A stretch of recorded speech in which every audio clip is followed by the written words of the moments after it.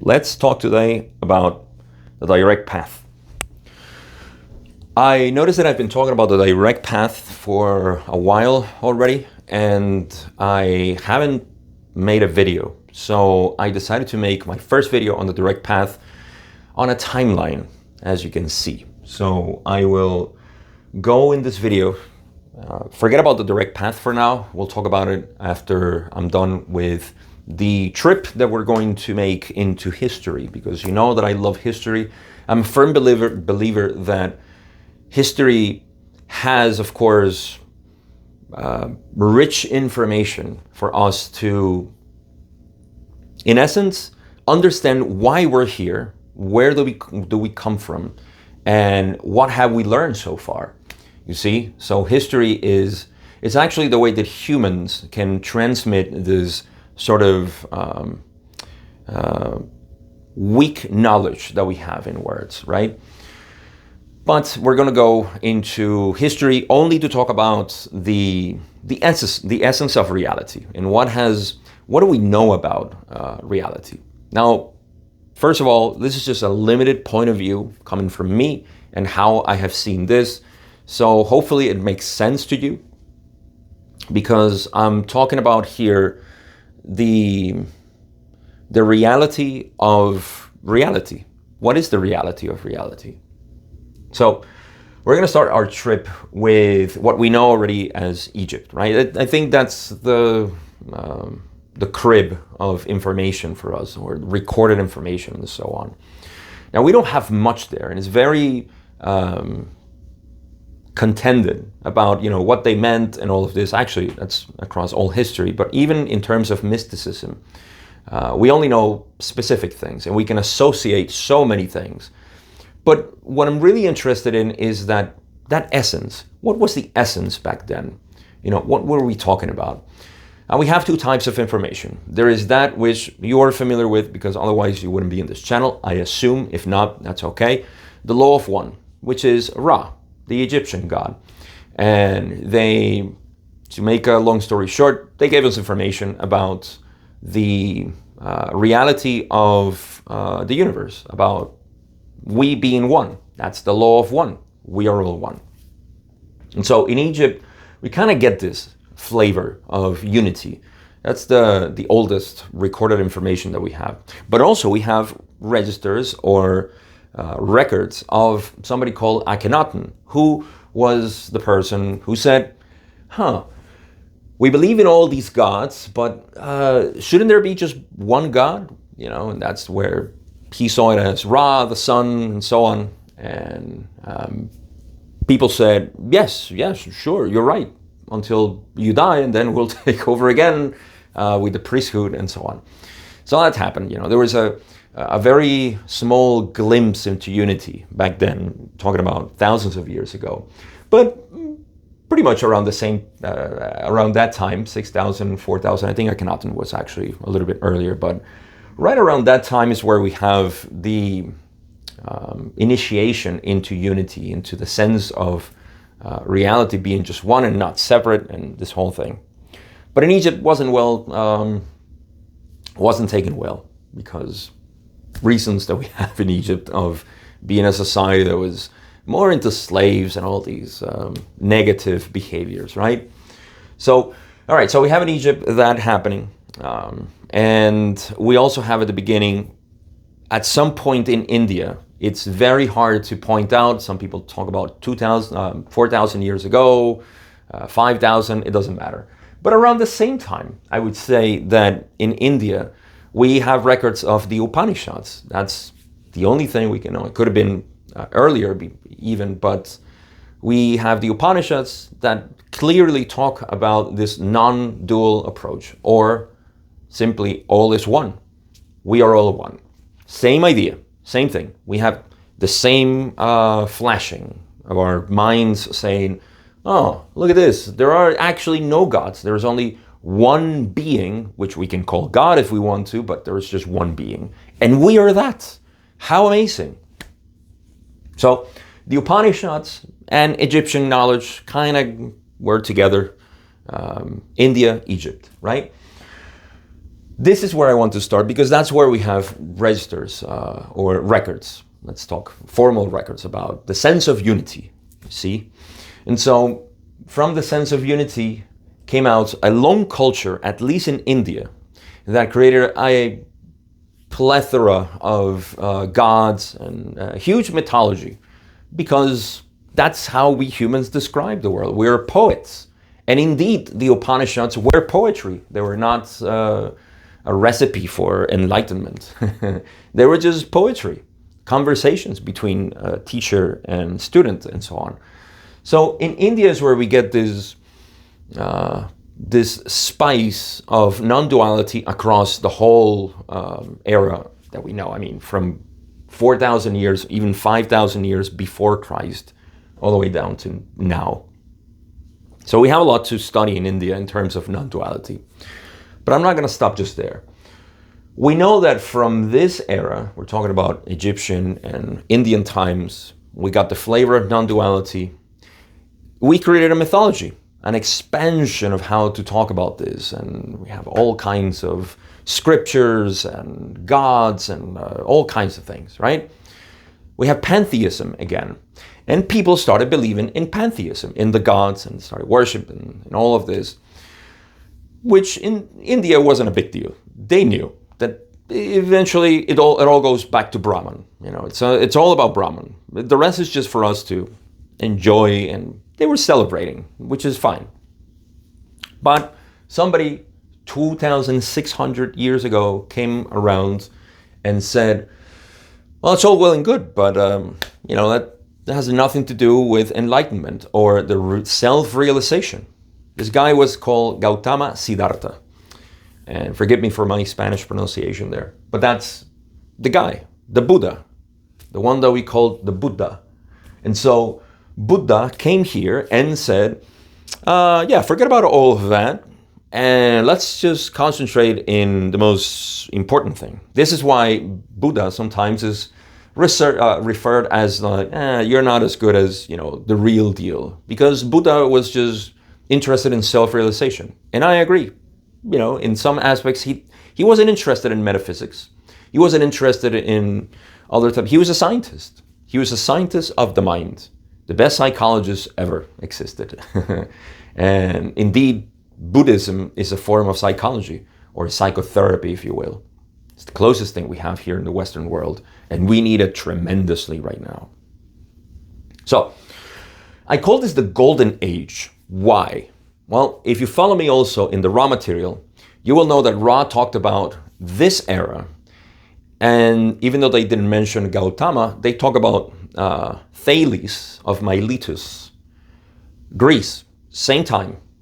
They talked about, they talked about Heraclitus, which again, I think he's the real deal in Greece about mysticism and non-duality. But what else happened around the same time? There was another dude, apparently, called Lao Tzu. Lao Tzu was the old man.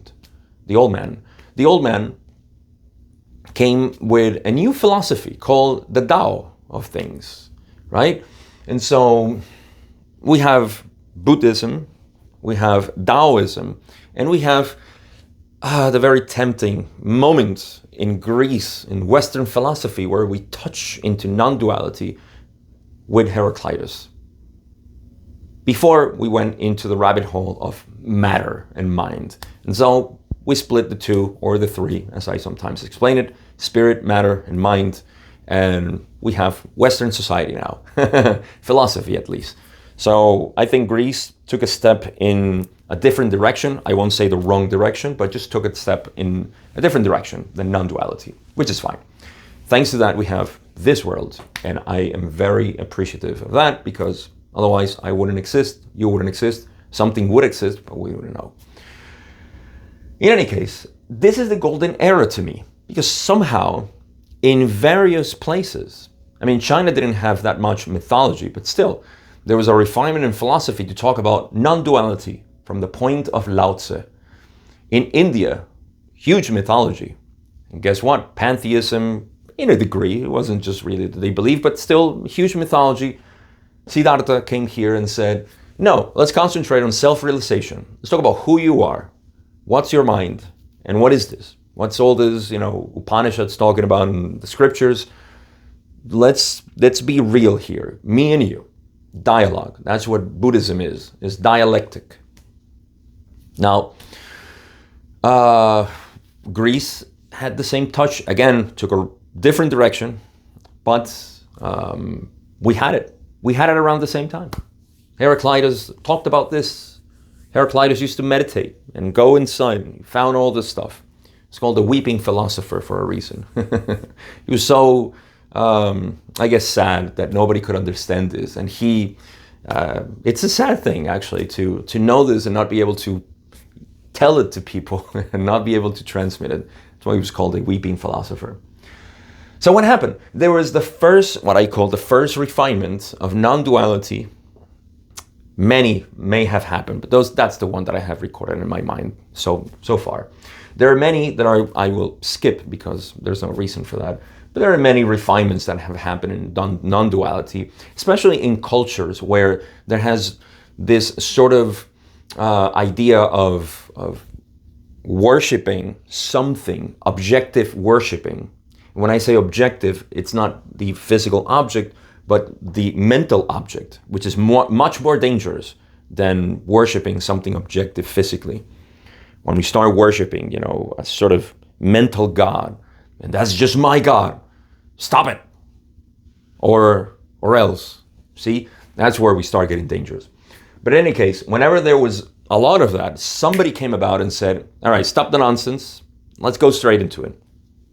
Well, one of those guys was Jesus. But he couldn't say stop the nonsense because he knew that he would be crucified earlier than he expected. So what did Jesus say? He talked in parables, metaphors, and so on. And so we kind of have this mystical Jesus that talked about when you read, once you're into non-duality, law of one, what have you, as long as you're interested in mysticism and you read Jesus, you say, oh, well, this guy was a mystic. Clearly he was. So, regardless, Jesus indeed did the same thing. He said, well, you guys are worshiping a God that, it's all, this and that, but you're not living it. What's going on? So he tried to use their language about the Father and the Son and all of this to describe that you are the reality. You are that. You see, I and the Father are one. And so Jewish people grabbed stones and said, blasphemous. And he said, whoa, hold on. Why? Because I say that I'm God? Wasn't that say in the Psalm? And everybody was like, oh yeah, it was. Well, don't you say that you have to respect the scriptures? So, which one is it? Jesus was clever. Oh, he's a clever man. So you see, he played with that. And what did he do? He refined one again, non-duality. I and the Father are one. There's so many other references about Jesus, but this is not about Jesus. This is about the refinement that happens when there is a lot of mythology around some belief of divinity, of God, spirituality, pneuma, etc. So you see, I'm going to obviate Gnosticism and the rest because that's not relevant here. And essentially they were wiped out too. So unfortunately, or in any case, just happened. So all right, so we have Jesus around 2,000 years ago. At the same time, if I follow the timeline of Hinduism, or Buddhism, we have Nagarjuna, who also refined pretty well Buddhism. This is around the year 100 AD or 1900 years ago or so. And there was a huge refinement about relativity. I would call it relativity because that's what it was. So there has always been refinements over time, but we're around this era. I don't think I'm skipping anybody here that is important, at least not to my conception. But now, after Jesus, which was a very important era and clearly something that impacted the world, the timeline on Jesus we're still kind of decoding it, because it's still we're talking about Jesus and the Bible and all this stuff. We still have a collective fear to talk about the religious because, my God, the Inquisition was brutal. So I guess we still have that fear, just like in Germany, there's still a lot of fear about the Nazis, and they still impose this because it's part of the collective consciousness. And of course, those who want to control use them for their own benefit, just to control population and make them feel like they're still, it's been almost 100 years and they're still hammering it in because it's a way to control people. But in any case, it's a way to control people also through spirituality, and we know that. But yeah, the topic of Jesus was kind of dangerous around this time because you couldn't talk about it. Constantine, now about 300 years after, made it an official religion, so only his official religion about Jesus was, and so on. So it's all messy. So we're not going to follow that. But we can follow Buddhism into the year 600 AD, or 1400 years ago. And this is a sort of another important era, if you will. Because what happened? Once again, Buddhism had gotten into a very elegant and, I would say, beautiful refinement over time. But once again, we need a proper refinement, which is, let's leave all the nonsense, because we humans, this is what happens. There's a mechanic in the human brain. I think it's just built in ourselves that, and it's understandable. We like to talk about the things that we love. We like to talk about them. And because when you have a society that is so depressed, and there is somebody, a mystic, who says, this is yuppie, this is yippee, this is hooray, let's enjoy this. Somebody says, like, this guy's the real deal, he's happy no matter what happens. So what do you believe? And that person says, well, this way.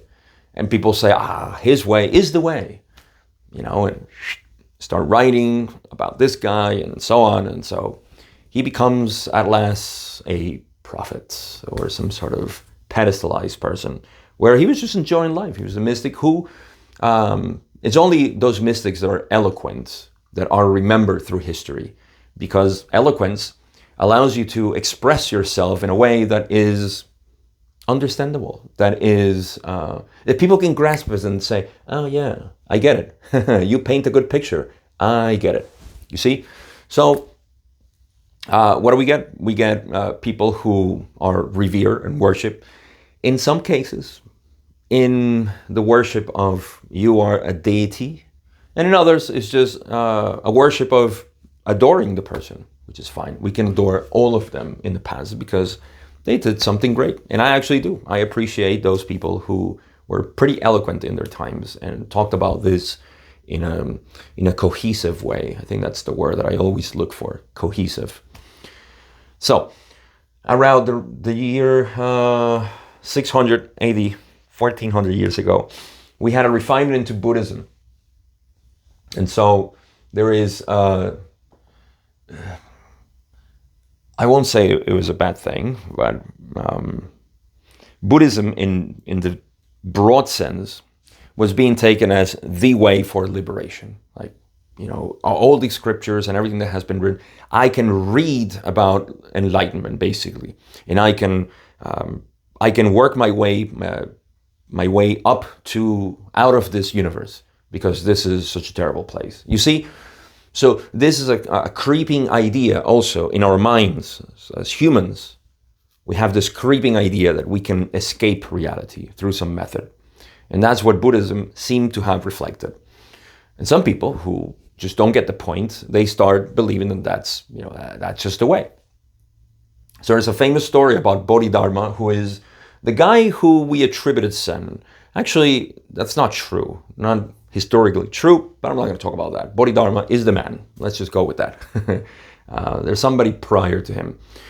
But Bodhidharma was the guy who came to China from India, and he was already recognized and revered by people because he was a mystic.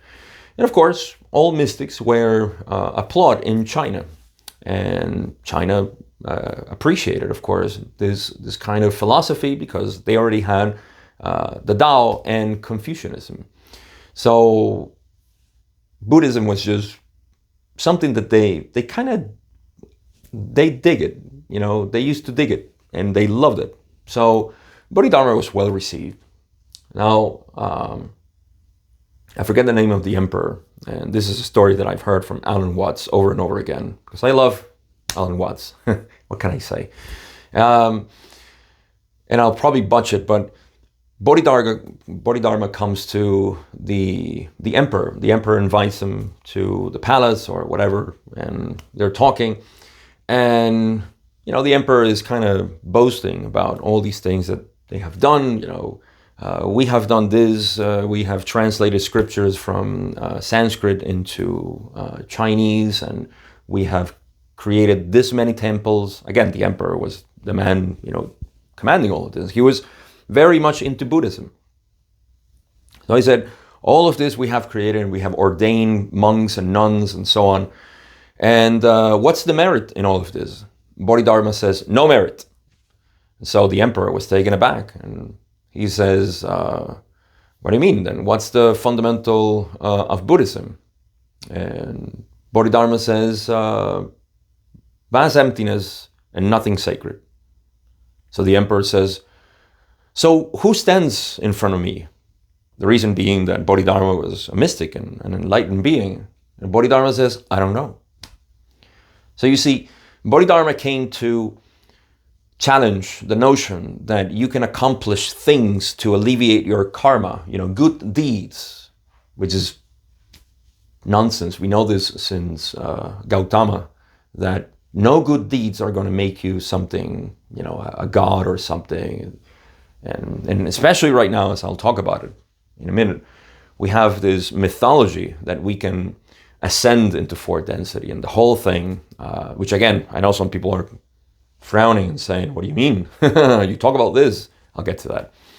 But there is the idea, there is a truth to it, but that is not the way. Just like in Buddhism, there is a truth that once you behave in a certain way, once you are self-realized, then you become that enlightened being. Again, the word enlightenment seems to be profane at this point, in some way, taboo, but really it is. Enlightenment is just the recognition of who you are. There's nothing sacred, esoteric about it. It's just recognizing who you are. And if you do, that's it. You can call yourself enlightened if you want, but if you knew who you were, you probably wouldn't call yourself that, because that's not true. So in any case, I would say that enlightenment is just a word that some people who are not enlightened call other people who are enlightened, which is just a play of words. I don't need to explain it to you. You're smart enough to understand that. So Zen was born here, Chan, as it's called in Chinese, because they said, there is a way to transmit this information directly. And direct transmission is what's called Chan or Zen in Japanese. Well, what does it do? It looks for the way into people's troubled mind to show them the light. You see? You come to the master and you say, I have this problem. And depending on the skill of the master, he'll try to make you see that you're causing the problem. That you don't have a problem, you are causing it. And if you can see that, you can cease causing it. You see? So, yeah, it's, to quote Alan Watts again, there's a joke that he makes of the guy coming to the doctor and says, every time I shake my leg, it hurts. And the doctor says, God damn it, stop shaking it. So, you see, stop causing your problems. But you have to know what's causing it first, because you think it's you, but it's not really you. You're investing yourself in the story of the problem, but let me not get into that. Zen was born there. And to me, Zen was one of the most beautiful refinements to Buddhism, because it said no scriptures, no precepts, no nothing. In fact, no beliefs of any kind. That's what Zen is. And it created this simple system of talking to people. See, the root of Buddhism, which is dialectic, talking to people and allowing them for themselves to have a satori, if you will, to enlighten themselves. Like Ra says, nobody can give enlightenment to another person. Enlightenment is of the moment, but that moment can be triggered if you talk to somebody who actually can navigate you, who has seen it, who enjoys it, who lives it.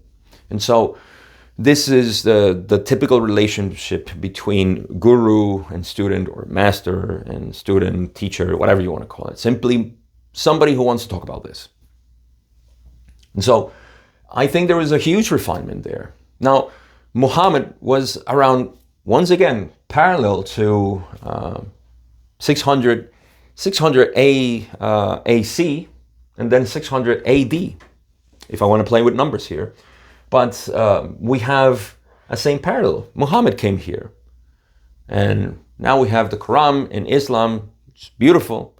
If you read it, you say mysticism. Once again, read a Muhammad, and you'll find that that man knew the truth. He knew the truth.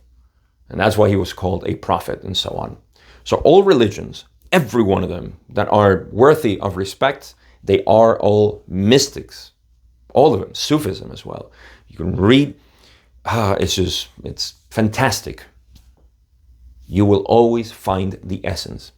But that has been refined over time. There's always somebody who comes eloquently and puts it in a different way and says, everything that you have been believing, this whole mythology, it can be refined this way. And people are amazed by it because it doesn't require 20 incarnations. It doesn't require studying something or becoming an adept and so on.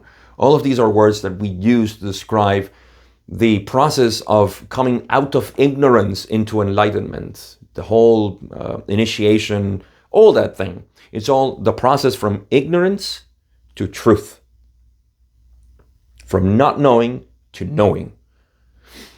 So you can see that over time, as far as we have records, there has been a refinement. Recently, this is what I would call current era, right? I'll use black again to be consistent. Speaking of consistency.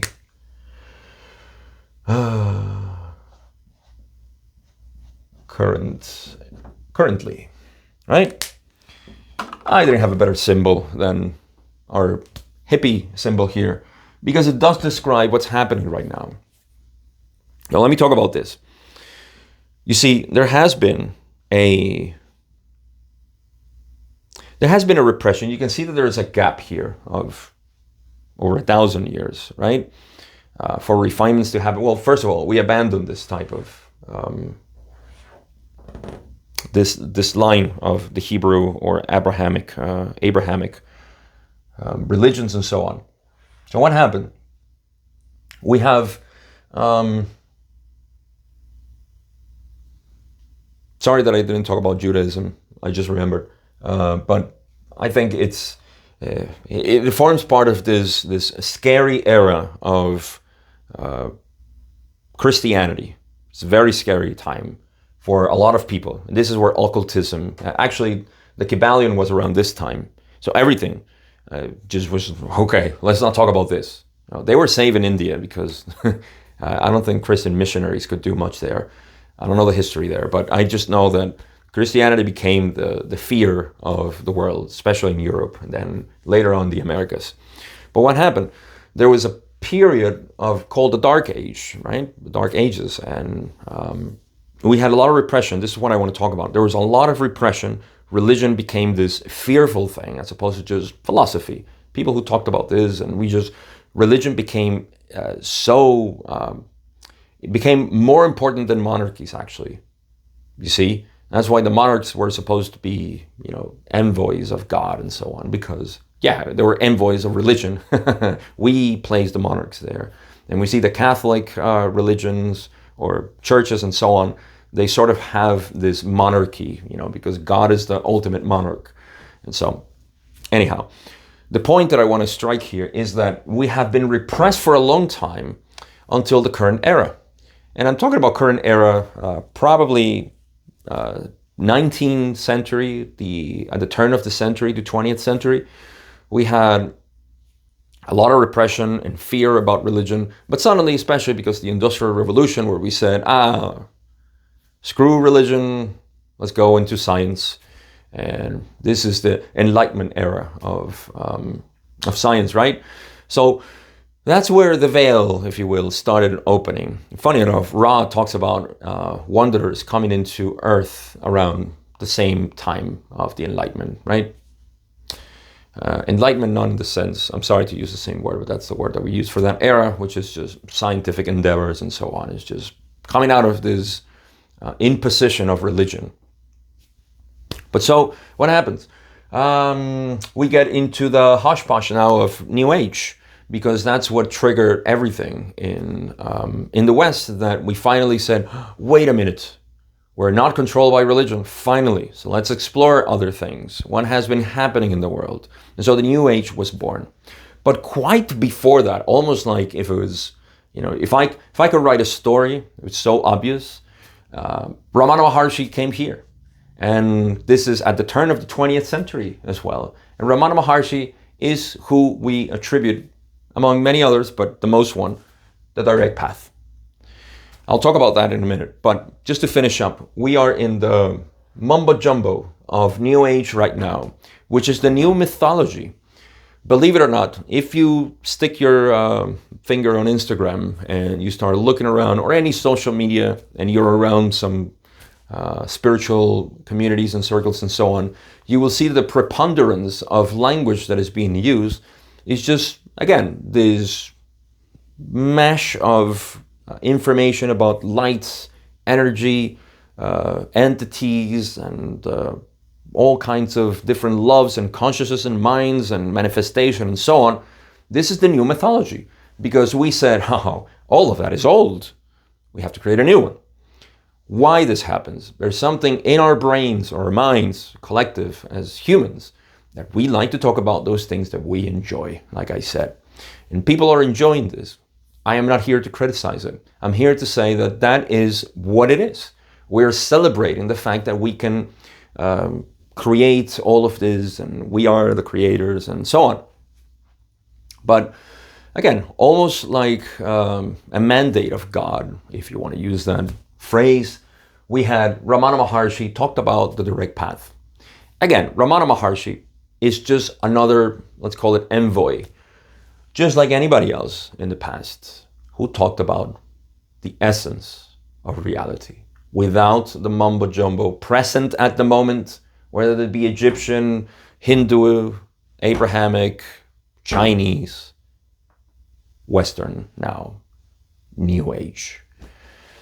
So all of them had obviously a reason to have this abundance of, gods and ways to describe it. Just I think India did it perfectly by describing that, we have all kinds of gods, and some people adore Ganesha and others Shiva and Vishnu and so on.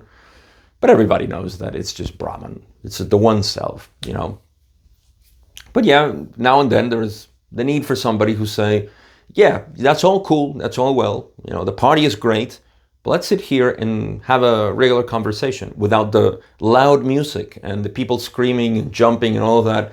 That is great. That is the way of celebrating spirituality, or just the way that humans do. But now and then some people say, let's get out of the party, let's sit here in the grass, and let's talk about, why are we enjoying this moment so much? Who are we? And that is the question. Who am I? That's why we call it the direct path, because we do without the whole mythology. We get naked out of all of our conceptual agreements and disagreements with people and everything else. We get out of our minds and we go straight into the essence of reality. So thanks to Ramana Maharshi recently, right at the turn of the century, where New Age was just cooking, it wasn't even out. New Age, I would say, started in the 1960s, around there, because that's where, oh my God, we had so many expositions of spirituality, and then we had psychedelics on top of that. And then we had, our qualm with science, and everything was just like, rah, let's just get rid of all this stuff. And what remains? You see? But now and then we need a center. And that center is being given always, not by somebody, but by the truth. And the truth is that you are that. This is what you are. Of course, the intellectual mind would say like, okay, yes, I'm this, but what about it? Always wants to get ahead and do something. But the point is that there is no point. It's just this. You are this, and can you be happy with this? For that, you need no mind. This is why in Munen, right? In Japanese, no mind. That's what we refer to. So where do we stand? We stand in a new mythology. Again, mythology being the celebration, the way we celebrate the knowledge of what we know. And we have two things happening, which is really interesting to me. I see that there is a natural tendency towards the study of metaphysics now, because metaphysics were sort of repressed to the point that, at least, especially in our, I think in the Americas, mostly in Europe as well, I suppose. But there was this fear of, anybody who has a metaphysical sensitivity is not in accordance with religion. And so we still had the repression. Just like in the Dark Ages, we had repression about other type of philosophies and spirituality. We had a repression until modern times, and we're talking about until probably the 90s or in the 80s. There was still, even now, there is still some sort of repression onto, if people have a different vision of life and so on. And it's becoming unbearable for a lot of people. And so people exploded out of this and said, metaphysics, it's out here. And so I feel and I see that there is a tendency to say that in metaphysics, I'm going to find myself. It's a sort of release that people are looking for and trying to understand metaphysics to try to find themselves. Or we're making the mistake again to focus on something that is within the mind, outside of the self. And I cannot tell you how much I've seen this, especially in the Spanish community where I deal with a lot more people, that there is this tendency to believe that you are light, that you are energy, that you're a mind, body, spirit complex, that you are a fractal of the creator, and all of those concepts. There are just concepts that exist out there. It's not really who you are. But that is, I understand, because there has been a lot of repression and people don't know what this means. Just like there was a repression into science and we said, oh, okay, well, let's explore. Since Democritus, we stopped investigating what was really, or Eratosthenes even. We knew a lot about the matter, but you said, no, religion is here, right? So there was an explosion 300, 400 years ago into science, and we start exploring science and say, no, here is where we're going to find the essence of reality. And we haven't found it. We'll never find it, because it's like chasing the horizon. No matter how fast you run, no matter what time of the day you go, the horizon will always be away from you. That's where it's supposed to be. You cannot achieve it, cannot grab it. So what happens? We're chasing again. In metaphysics, we're going there deep into God, because God, I can see God there now, you see. And this is a futile attempt, which I am quite certain that it's going to run for decades, or who knows for how long, until we finally realize that the study of metaphysics really doesn't yield anything. And that's why since time immemorial, almost, we said no metaphysics.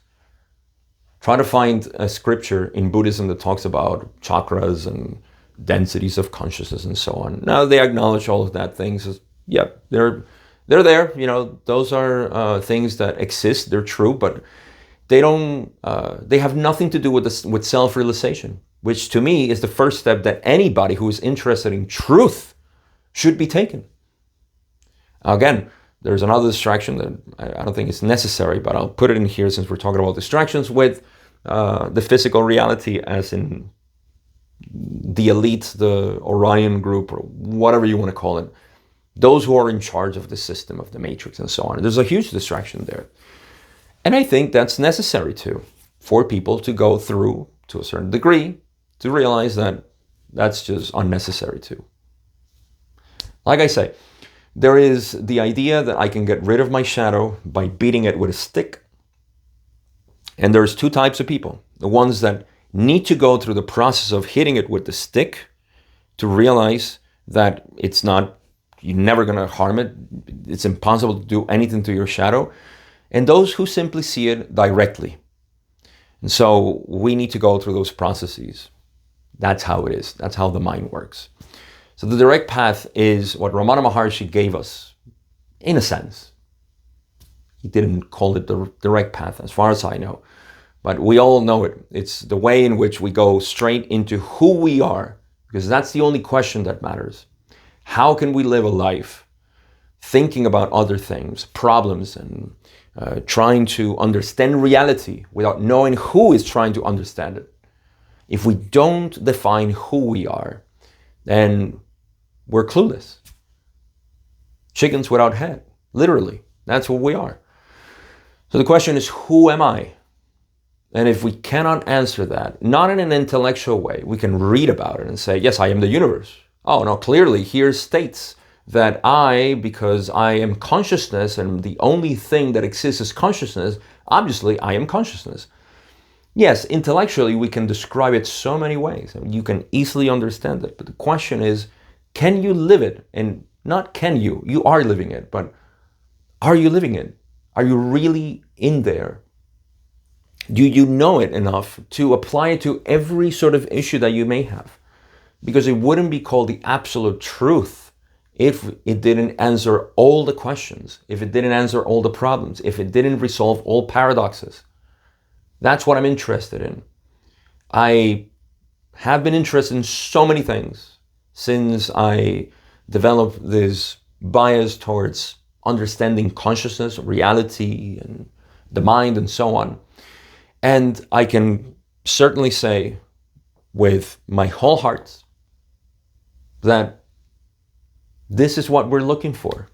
We're looking, no matter in how many books, sacred texts, videos, documentaries, and speakers, and so on, all we're looking for is this. Even in meditation, all we're looking for is, who am I? Because that's the foundation and actually the source of happiness, peace, love, harmony.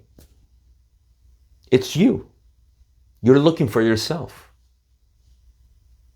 But because you don't know who you are, you look for yourself outside in objective reality, whether that be a relationship, substances, which we do abuse a lot, or objects or activities. And all of those are objective reality. They have form. We're not going to find ourselves there, even though we are that too. And this doesn't mean that you can't have relationships or practice certain things, activities, and so on. All of these things are just, they're there. But they're not there for us to find ourselves. Just like in metaphysics, as I keep saying, there seems to be a tendency to find the self there, to find comfort there in saying, oh, I'm a light being. I am pure energy. I am the Son of God, and so on. This doesn't do anything. This is just mind echoes that we just like to repeat to hear ourselves. But in the end, when you are empty, that's where you feel afraid. It's not really you. It's what I call the tension, the mind's tension, which is the ego. The separate self feels so tense when there is silence. You ever notice that in restaurants, they have to play a soft music because God forbids that there's silence for a moment and people have to bear with silence, looking at each other. How uncomfortable. Elevator music we have because of that too. Because we cannot bear silence. a moment with your friends, or you just sit there, it becomes uncomfortable. Not to you, but that's something that I call tension, ego's tension. So we resolve all of this by realizing that we're not looking for ourselves out there in some sort of objective reality. What we're looking for is right here. That is the direct path. It's the only thing I'm interested in teaching, showing, talking about. And everything else, I just keep seeing it because some people may say, well, you have been suggesting yourself this, self-suggestion into all of this. Well, even if that's the case, it works. It's the best self-suggestion that I've ever found because it's something that I can prove. It's empirical. I don't believe in this. I know it. For the first time, I can say with property that I know this because you know it too. And it's not my subjective experience, or it's our collective subjective experience to be aware. We are awareness. And getting in touch with that, it's really what makes life vibrate. Getting in touch with that is what makes everything have a more vivid color, to put it poetically. To know yourself is really what empowers the being.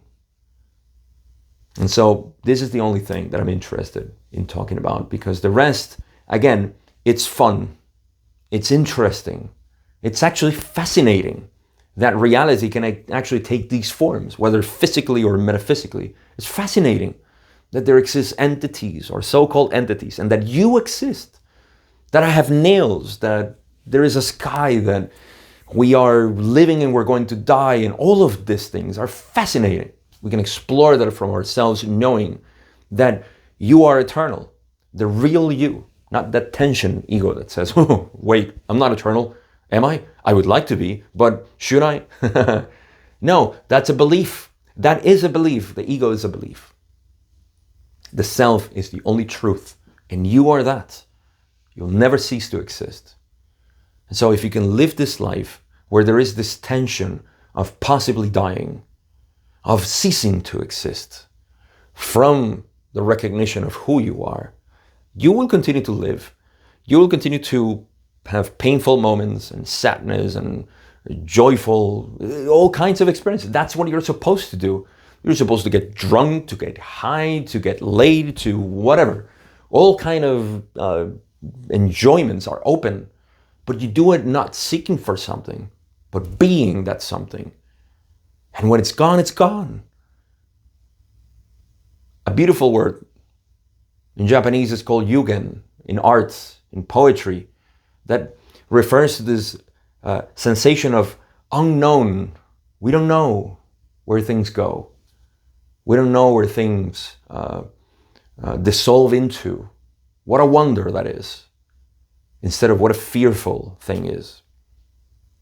And this is the only thing that I am interested in talking about. This is the direct path. It's going straight into you, who you are. There's nothing else that matters. You don't need metaphysics. You don't need spirituality. You don't need religion. You don't need philosophy. You don't need psychology. You don't need science. You don't need absolutely anything. The only thing you need is your own curiosity and your willpower to be focused onto who am I? Because that's going to answer all my problems, all my questions, everything. Enlightenment is the release. That's nirvana.